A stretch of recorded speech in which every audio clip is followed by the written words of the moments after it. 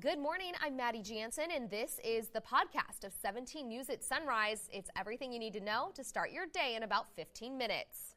In the spirit of the Golden Empire, this is 17 News at Sunrise.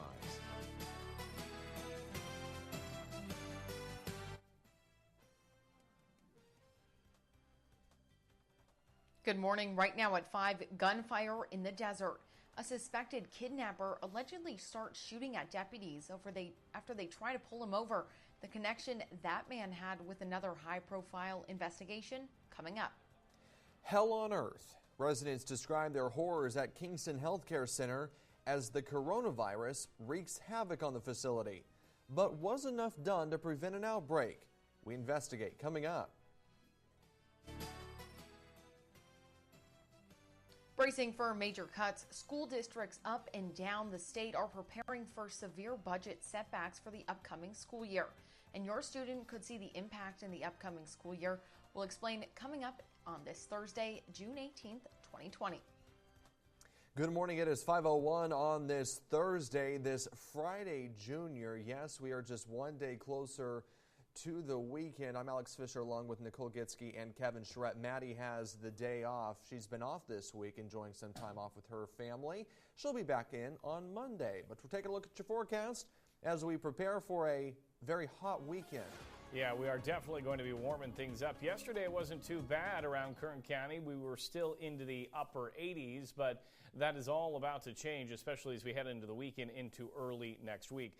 Let's show you our high for your Wednesday, and again, upper 80s. 87 was the high. Again, normally this time of year we should be right near 91. The record of 109 set back in 1961. We sit at 67 this morning with an east-southeast wind at 3 miles per hour. As we take a look at the hour-by-hour forecast here, starting out in the 60s, 88 at noon, and by 3 o'clock we'll be right near 94. So yes, back in the 90s, 45 in Tehachapi to start. A light southeast wind at 3 right now, and you can see on our wind, not much happening around Kern County. No advisories, anything like that in place. And here's a look at the hour-by-hour, starting out in those 40s, upper 70s by noon. By 3 o'clock, you should be right near 81, and a northwest wind at 10. More weather to come in just a little bit. For now, back over to you. All right, Kev, thanks so much. New this morning, a baby is hurt after reportedly falling out of a window in downtown Bakersfield. Police say it happened just after 12:30 at the Santa Fe Apartments on Union Avenue near 8th Street. Officers say a call came in that a baby had fallen out of a window at one of the units. Police tell us they found a young child hurt at the scene. The extent of the baby's injuries are not known at this time. Police have released few details, but we will bring you more information as soon as it becomes available. Now to a deadly officer-involved shooting in Rosamond. We've learned the man killed by LA County Sheriff's deputies is the half-brother of Robert Fuller. Now you might remember that Fuller was the man found dead, hanging from a tree in Palmdale last week. His death was initially ruled a suicide, but Fuller's has called for a more thorough investigation. Now here's what we know about that officer-involved shooting. It happened on 15th Street West in Rosamond around 4:30 yesterday afternoon. The LA County Sheriff's Department and detectives with the Major Crimes Bureau were looking for a man wanted for kidnapping, spousal assault, and assault with a deadly weapon. During the surveillance, they spotted who they believed to be the suspect. They followed the suspect for a while, and then they attempted to do a traffic stop on the suspect. When the suspect stopped his vehicle, he opened the door and began shooting at the deputies, and a deputy-involved shooting occurred. The man was shot several times and died. A woman who was also in the car was shot once in the chest and is in the hospital. A 7-year-old girl was in the car but was not hurt. Now, the family of Robert Fuller confirms the suspect killed was his half-brother, Taryn Jamal Boone. The family issued a statement through their attorney asking for privacy. As we've been reporting, the state is faced with a multi-million-dollar deficit, and many schools are considering major changes to the upcoming school year that your student could notice the next time they enter the classroom. But one local school district is doing their best to keep budget cuts away from the classroom.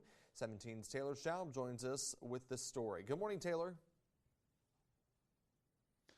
Well, good morning, Alex. And if planning for next school year and how to reopen wasn't hard enough, Districts like Bakersfield City now have to make the tough decisions on what to keep and what to cut.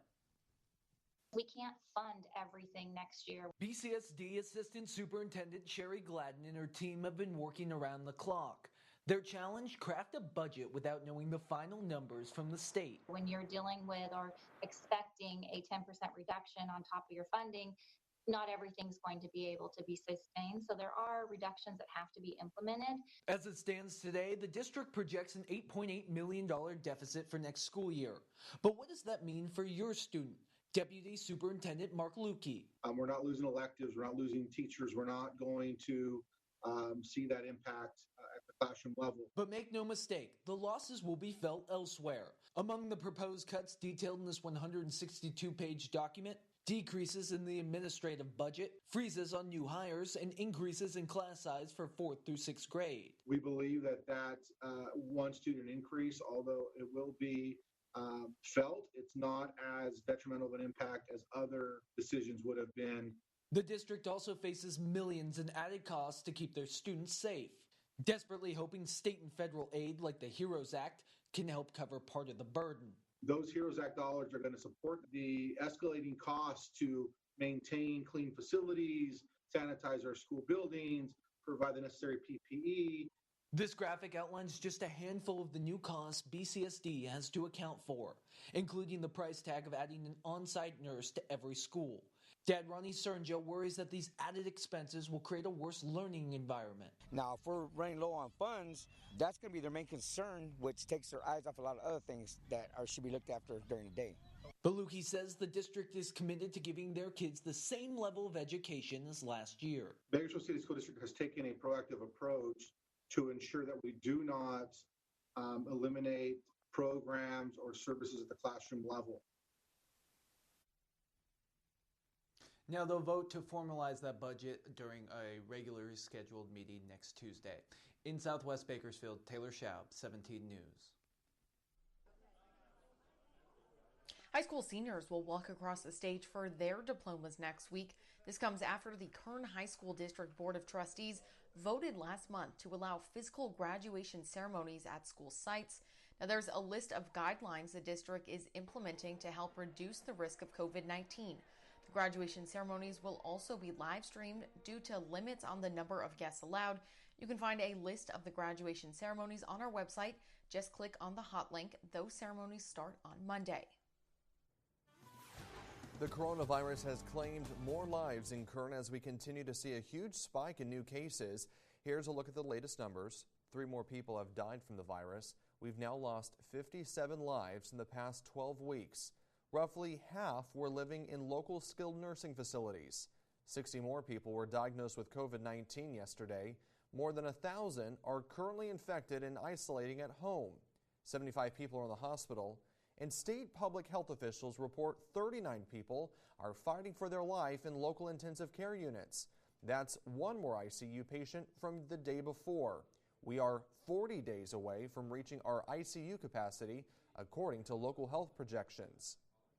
The COVID-19 pandemic has taken over 100,000 loved ones from their families, including a former member of our 17 News team.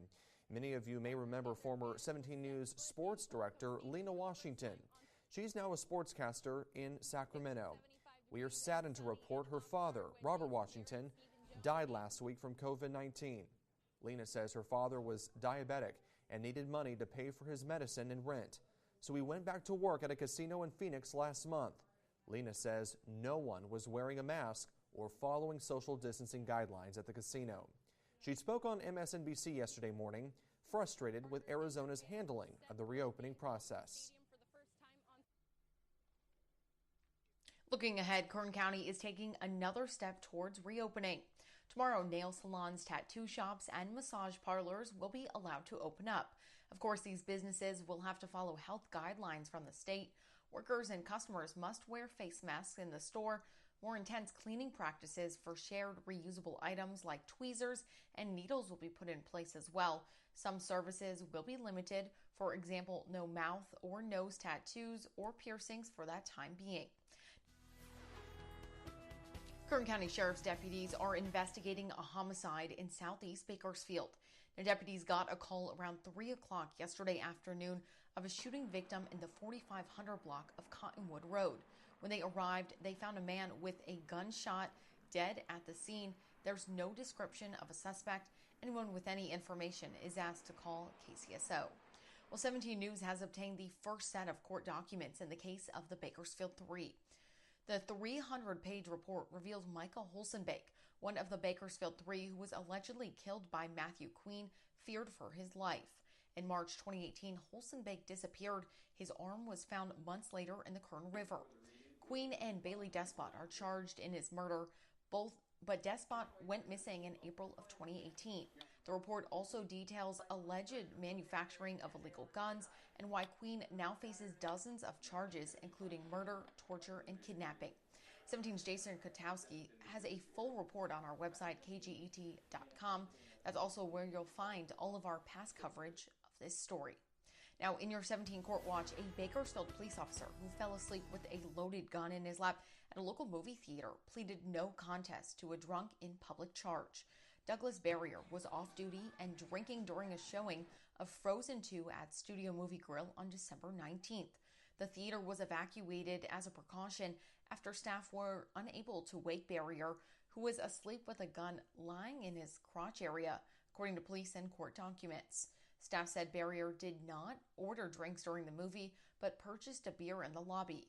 BPD says Barrier remains on administrative leave. His sentencing hearing is scheduled for July 2nd. Now, due in court today, the former KCSO deputy arrested for allegedly kissing and groping a woman against her will. That happened back in October. Former Deputy Michael Everett Clark pleaded not guilty to the charges, including sexual battery and stalking. Clark is due in court today for a preliminary hearing at 8:30 this morning. Now, the man convicted of killing a mother and her young child in a drunk driving crash could spend the rest of his life in prison. Wednesday, a judge sentenced Daniel Mejia to 15 years to life, plus another 7 years behind bars. A jury convicted Mejia of second-degree murder and other charges earlier this year.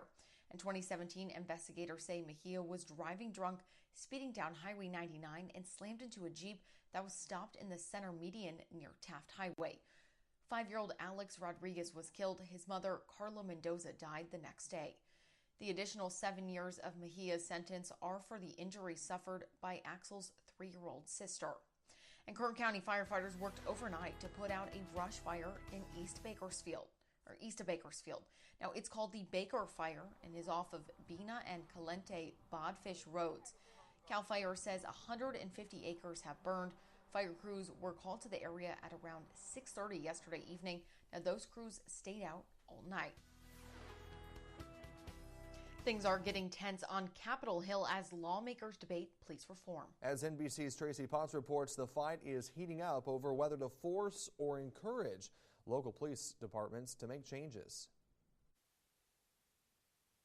I am absolutely sitting here offended and angry as hell. The House Judiciary Committee in a tense exchange over Democrats' plan to ban chokeholds. You all are white males. You never lived in my shoes. Are you suggesting that you're certain that none of us have non-white children? Clearly, I'm more concerned about him than you are. Who in the hell do you are? Was that a nerve? You damn right it was a nerve. Gentleman. And overnight, President Trump weighing in on whether the Atlanta officer charged with murder for shooting Rayshard Brooks was justified. You can't resist a police officer like that, and they ended up in a very terrible disagreement, and look at the way it ended. Very bad. Tensions are rising as Senate Republicans introduce their version of police reform, collecting data on no-knock warrants, withholding federal funds from police departments that use chokeholds, but not banning them outright, and requiring police to track and share misconduct,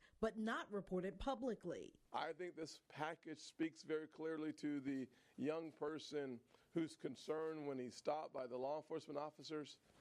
We see you. It is missing real, meaningful accountability for individual officers' misconduct. This is not what tens of thousands of people are calling for. The sticking point, qualified immunity that shields officers from being sued for their actions on the job. Republicans want it, Democrats don't. Senate Republicans need 7 Democrats just to debate their plan, so Democrats have to decide whether to block it or try to fix it. The White House has said President Trump supports it. Tracy Potts, NBC News.